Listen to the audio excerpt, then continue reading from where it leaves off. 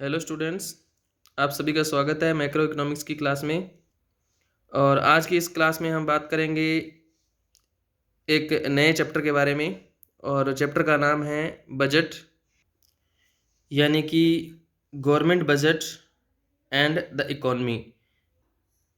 तो सबसे पहले हम बात करते हैं बजट क्या होता है। तो मैं आपको बता देता हूँ कि बजट जो है वो प्लान का ही एक हिस्सा होता है। जब हम भविष्य के बारे में, फ्यूचर के बारे में कोई भी फाइनेंशियली प्लानिंग करते हैं, कोई भी नियोजन करते हैं, तो बजट जो है वो क्या है, इसी प्लान का एक पार्ट होता है।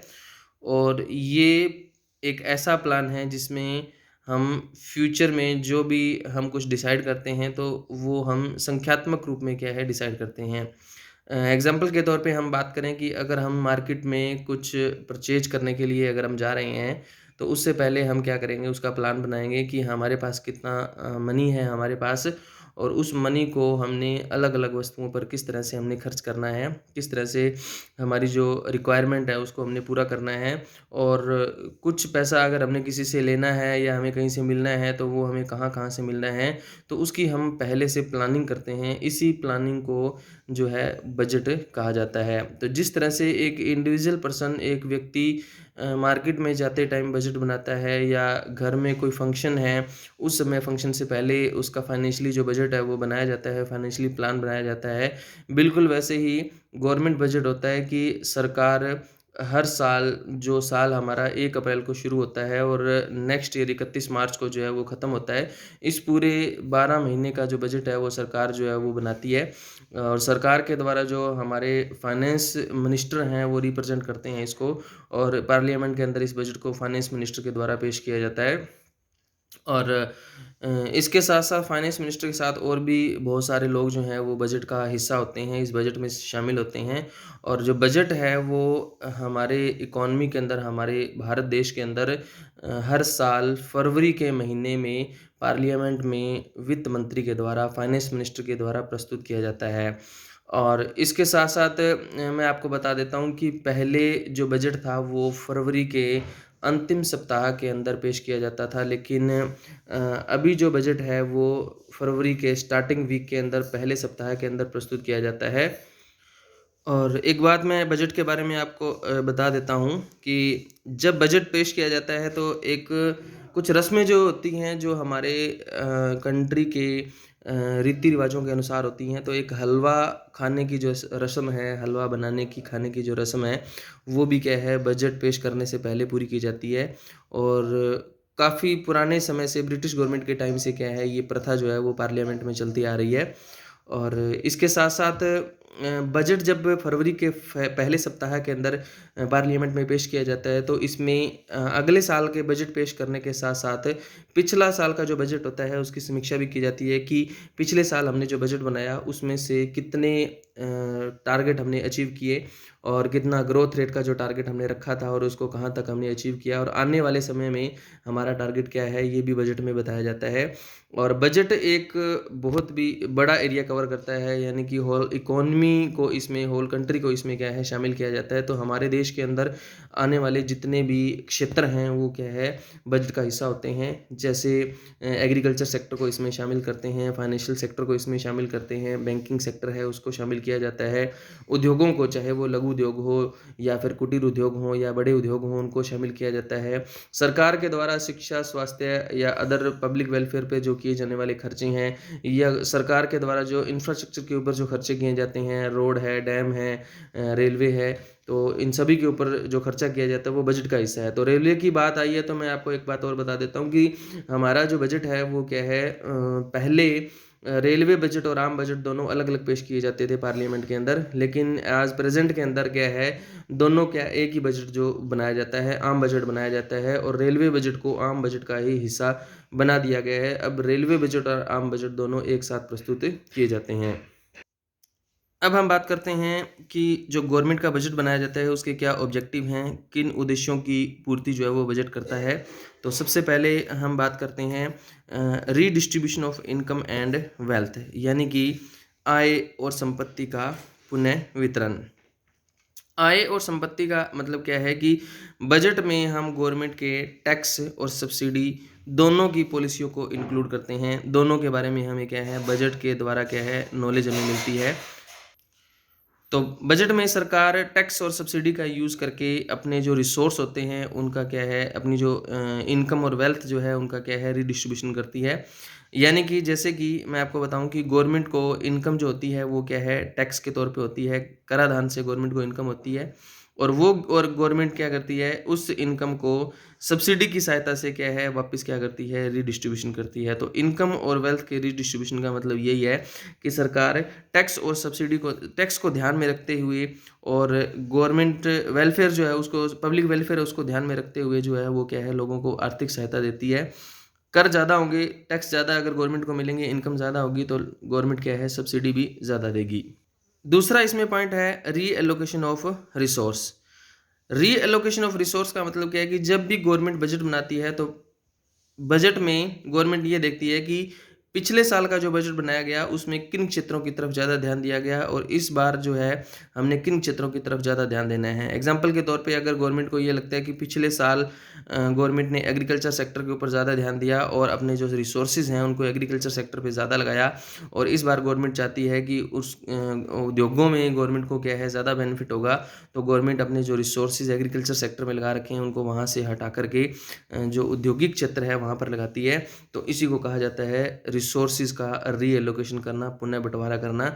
यानी कि कृषि क्षेत्र से निकाल करके उन सोर्स को उन फाइनेंशियल जो रिसोर्सेज हैं उनको क्या है औद्योगिक क्षेत्र के अंदर लगाना।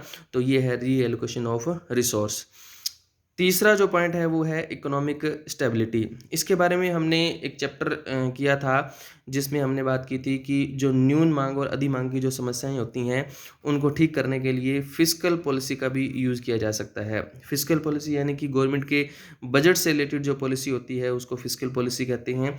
तो अगर हमारे देश में न्यून मांग यानी कि मुद्रा अपस्फीति है तो उस मांग को अगर हम बढ़ाना चाहते हैं तो हम जो गवर्नमेंट का बजट है उसका हम यूज़ कर सकते हैं। इसी तरह से अगर हम डिमांड को कम करना चाहते हैं, एक्सेस डिमांड है और उसको क्या है न्यून मांग में कन्वर्ट करना चाहते हैं तो हम क्या है बजट का यूज़ कर सकते हैं। तो इकोनॉमिक स्टेबिलिटी का मतलब क्या है कि ना तो जिसमें न्यून मांग हो ना उसमें क्या हो अधि मांग हो, जिसमें क्या है जनरल प्राइस लेवल की स्थिति हो। यानी कि तेजी और मंदी की जो अवस्थाएं आती हैं किसी भी अर्थव्यवस्था के अंदर उससे हम बजट की सहायता से उनके अंदर स्टेबिलिटी ला सकते हैं, उनमें स्थिरता ला सकते हैं। तेजी जो है उसको हम मंदी में बदल सकते हैं बजट की सहायता से और मंदी को तेजी में क्या है बदला जा सकता है। और ये काम जो है बजट के जो कंपोनेंट्स होते हैं यानी कि इनकम और रेवेन्यू और एक्सपेंडिचर हैं उनकी सहायता से किया जा सकता है। नेक्स्ट पॉइंट आता है इसमें managing public enterprises. Public enterprises का मतलब क्या होता है कि ऐसे उद्योग, ऐसे एंटरप्राइजेस या ऐसे उपक्रम जिसमें मालिकाना हक जो है वो सरकार का होता है उसको हम पब्लिक एंटरप्राइजेस कहते हैं। तो सरकार अपने उद्योगों का मैनेजमेंट जो है वो क्या है बजट की सहायता से कर सकती है। तो जब बजट बनाया जाता है तो सरकार अपने उद्योगों को भी क्या है बजट में शामिल करती है। तो सरकार देखती है कि उन उद्योगों में कितना पैसा और इन्वेस्ट करना है, कितना उनको फाइनेंशियल रिसोर्स और चाहिए।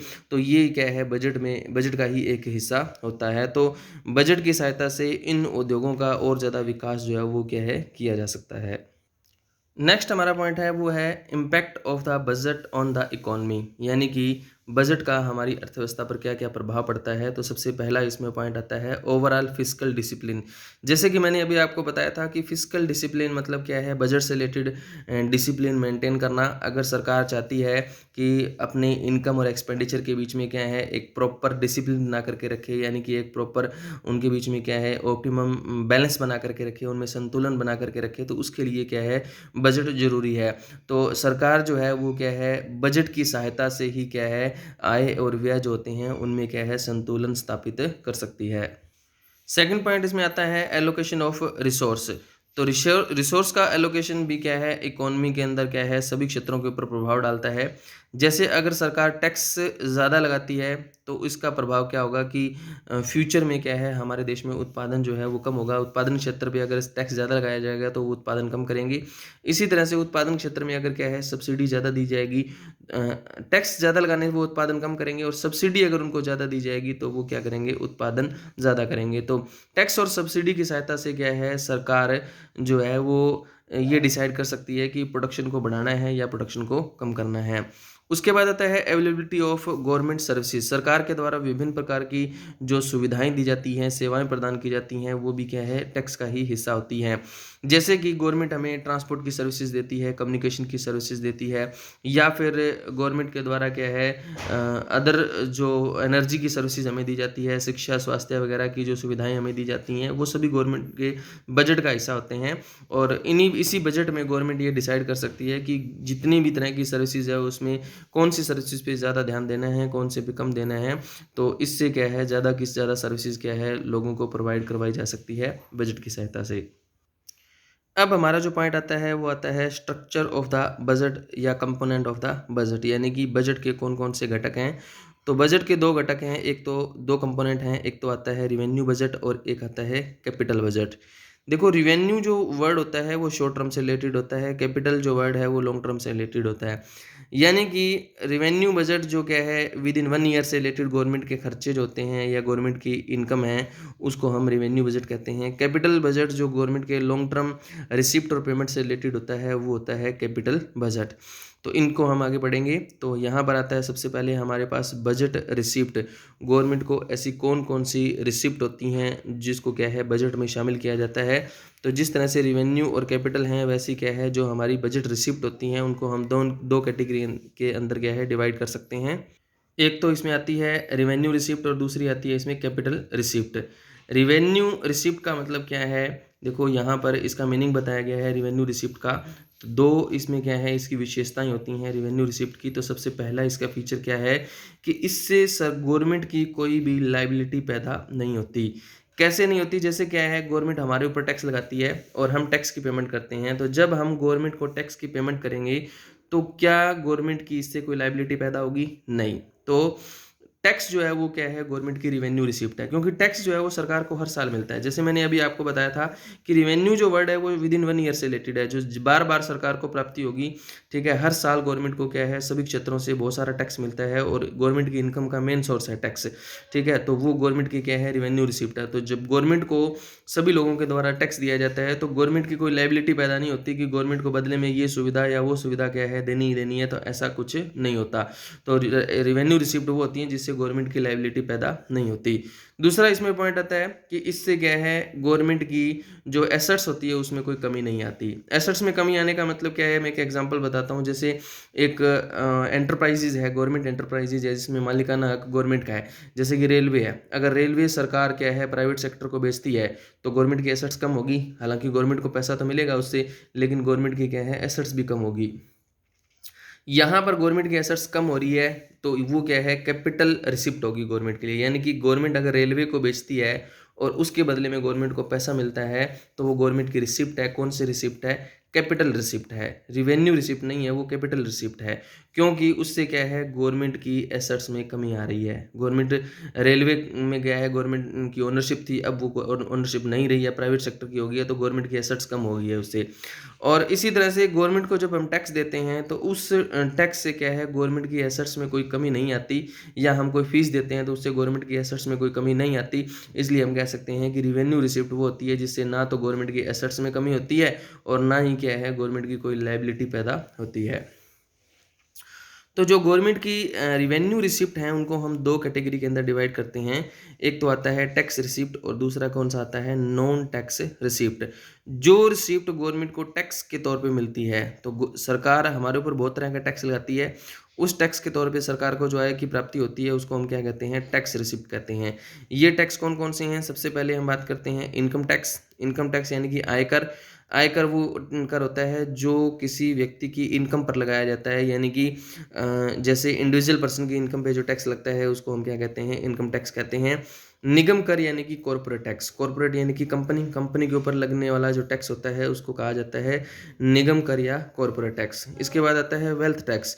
धन के ऊपर लगने वाला जो टैक्स होता है उसको हम वेल्थ टैक्स या संपदा शुल्क कहते हैं। उसके बाद आता है उपहार, गिफ्ट के ऊपर जो टैक्स लगता है वो गिफ्ट टैक्स हो गया। उसके बाद एक्साइज ड्यूटी है, कस्टम ड्यूटी है।